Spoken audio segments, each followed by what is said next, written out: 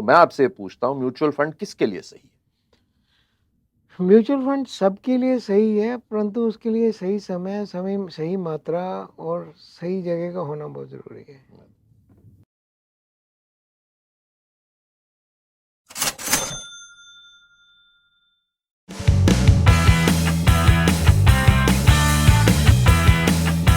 बहुत अच्छा रिसर्च था, इसलिए चाहता हूं कि आप दोहराएं उसको। हालांकि उस पर मैंने भी एक वीडियो बनाया था रिसर्च पे, कि जैसे जिम रिलेटेड है, इसीलिए आपने वो यंग लोगों की भाषा बोली आपने, कि जैसे जब आप जिम में जाते हैं तो एक ही वेट नहीं उठाते, बढ़ाते हैं उसको धीरे धीरे करके, नहीं तो मसल उसको एक्सेप्ट नहीं करती। बिल्कुल। और उसी तरह अगर आपने एक बार निवेश कर दिया या SIP शुरू कर दी, thanks to all of you, आजकल सब समझते हैं SIP। मैं हमारे क्रू से भी बात कर रहा था, हमारे यंग जो है बच्चियां, इनसे भी, और इन्होंने भी SIP की।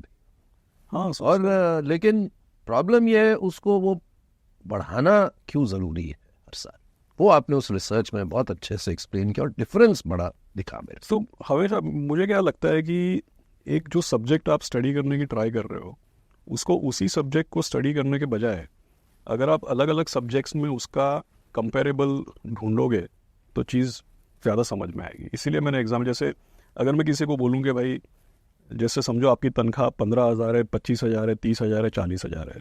समझो आपका एम्बिशन 2 व्हीलर लेना है, 4 व्हीलर लेना है, 25 लाख का 4 व्हीलर लेना है, SUV लेना है। एम्बिशन चेंज होता है, आपका स्टैंडर्ड ऑफ लिविंग चेंज होता है, आपकी तनख्वाह चेंज होती है, आपकी रिस्क टेकिंग कैपेसिटी भी चेंज होती है, आपके एक्सपेंसेस EMIs ये भी चेंज होते हैं।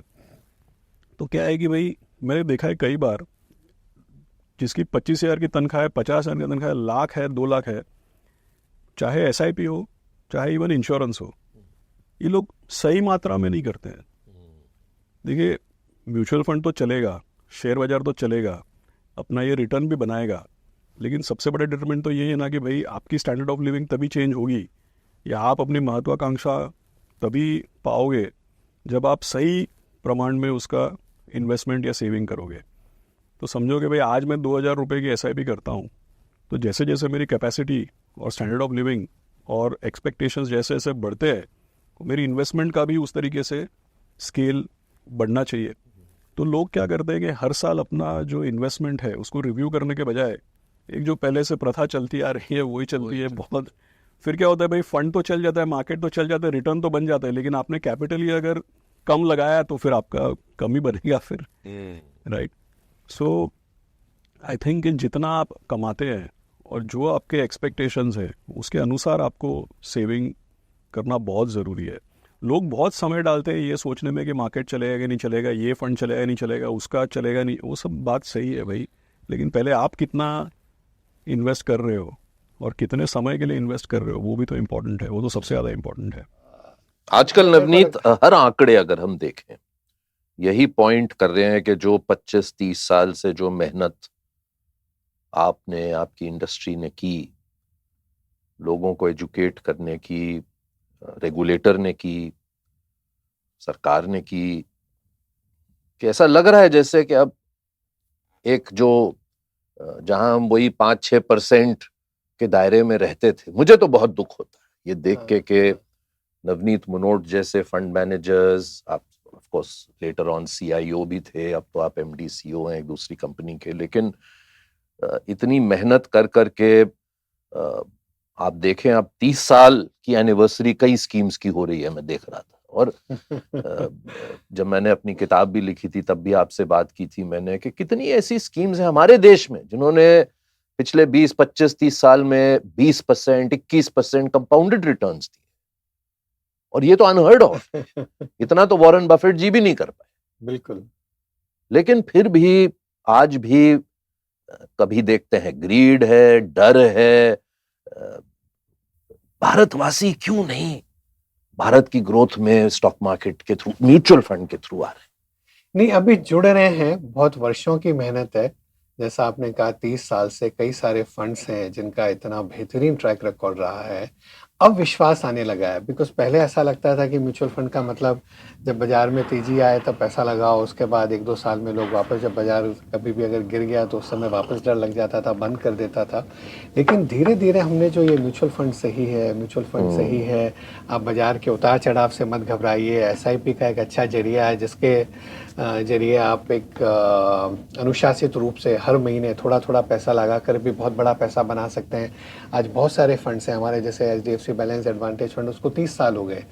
HDFC फ्लेक्सी कैप फंड है, उसको 29 साल का ट्रैक रिकॉर्ड है। तो लोग देख सकते हैं कि अगर मैंने 1000 रुपया हर महीने लगाया होता 29 साल 30 साल, और ये इतने बाजार डाइवर्सिफाइड में फंड्स हैं, ऐसे नहीं है डाइवर्सिफाइड फंड है, कि रिस्क हाई रिस्क बिल्कुल। हैं। और बाजार में इतने साइकिल्स आ गए, इकोनॉमिक साइकिल्स आ गए, डिफरेंट बिजनेस साइकिल्स आ गए, पूरी दुनिया में इतने उतार चढ़ाव बदलाव हो गए, लेकिन फिर भी ओवर अ लॉन्गर पीरियड इतना अच्छा रिटर्न आ गया तो अब विश्वास बनने लगा है। लेकिन आपने बिल्कुल सही कहा, एक तरफ हम सेलिब्रेट कर सकते हैं कि पिछले 6 महीने में mutual fund industry 10 lakh crore से ग्रो हो गई। 50 लाख करोड़ से हम 60 लाख करोड़ के वहां पहुंच गए। 10 साल 11 साल पहले टोटल इंडस्ट्री का साइज ही 10 लाख करोड़ था, जो हमने 6 महीने में ग्रो करी है। पहले 1-1.5 लाख SIP हर महीने की होती थी 10-12 साल पहले, आजकल 40 लाख SIP करीब हर महीने नहीं जुड़ती है। तो अब धीरे धीरे बढ़ रहा है।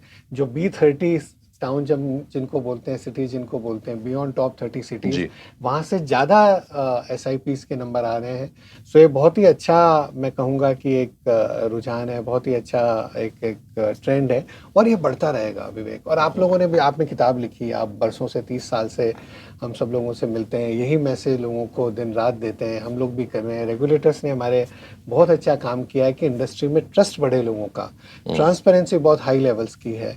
तो ये सब के जरिए टेक्नोलॉजी बहुत हेल्प कर रही है, बहुत ईजी हो गया, चाहे आप KYC करें या फंड में निवेश करें, या और अगर आपको कुछ भी जानना है उसके बारे में तो बहुत ईजी हो गया। तो ये सबसे धीरे धीरे धीरे सिंपल है। और आपकी कॉफी ठंडी हो रही है, और बहुत सिंपल है कि इस जरिए से भी निवेश कराया जा सकता है और पैसे को अपना बढ़ाया जा सकता है। जी। तो मेरा ये सवाल है आपसे कि हालांकि ये कर्ज कह सकते हैं, आपके लिक्विडिटी का कर्ज है, क्योंकि ये एक ऐसी इंस्ट्रूमेंट है म्यूचुअल फंड जहां आप कभी भी आ सकते हैं, जा सकते हैं जी। लेकिन अगर मैं इसको इस तरह से आपसे पूछूं कि हमने म्यूचुअल फंड सही है, आपकी इंडस्ट्री ने दुनिया को बताया, तो मैं आपसे पूछता हूं म्यूचुअल फंड किसके लिए सही है? म्यूचुअल फंड सबके लिए सही है, परंतु उसके लिए सही समय, सही मात्रा और सही जगह का होना बहुत ज़रूरी है। अब जब हम कहते हैं सबके लिए सही है, सबके लिए क्या सही है? अगर एक व्यक्ति मेरे सामने आता है, उसके लिए क्या सही है उसको नहीं मालूम, तो वो तो सिर्फ एक सिंपल, तो अभी भी वो लोग कर रहे हैं, हम म्यूचुअल फंड में नहीं लगाते, हम तो सिर्फ SIP करते हैं। तो वो वाली बात अभी भी कई बार सुनने से मिल जाती है। तो उसके लिए ये बहुत ज़रूरी है कि मेरा medium term, long term, short term मेरा क्या गोल है। जो आपने बोला वो बिल्कुल सही है। आपने बोला कि हमने ना म्यूचुअल फंड के थ्रू लिक्विडिटी बहुत ज़्यादा बेच दी है। We need to sell some illiquidity now. Now people are coming here for 3 months, 6 months, especially through fintechs. जितना भी आ रहा है कि there is no hand holding. They are just getting into this the app or their website and they just click it and do it. एक stock And की तरह समझ रहे they हैं are इसको। doing it for fun sake. तो जब कोई जरूरत पड़ गई तो उसमें से निकाल लिया। और छुट्टी बढ़त में भी देखी शायद, जैसे आपने हाँ, कहा, बढ़त देखी काफी है। एक जनरेशन ने एक वन साइड स्टोरी वन देखी साइड है, जब स्टोरी देखी करेक्शन है, आएगा तब या समझ आएगी तब बात। समझ आएगी। तो वो एक वो चिंता का विषय है कि जो लोग अभी बिल्कुल बिना समझे ही सब लगा रहे हैं। तो